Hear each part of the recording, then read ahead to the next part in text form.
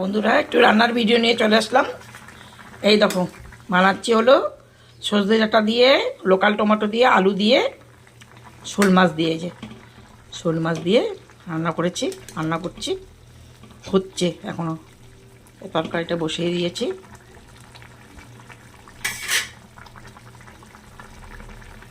আর এখানে হচ্ছে হাজব্যান্ডের জন্য মুসুর ডাল।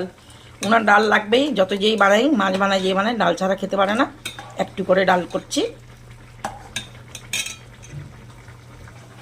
এখানে শাক বেছে ধুয়ে রেখেছি, এটা বানাবো। ভতুয়া শাক বলে এটাকে, আমি তো জানি এটা ভতুয়া শাক বলে। খেতে অনেক টেস্ট, রসুন দিয়ে করব। আর এই যে ছোটো ছোটো করে বেগুন রেখেছি, বেগুন দিয়ে রসুন দিয়ে করব, রসুন ফোড়ন দিয়ে। এই যে এটা করব। তরকারিটা হয়ে গেলেই তারপরে শাকটা করে নেব।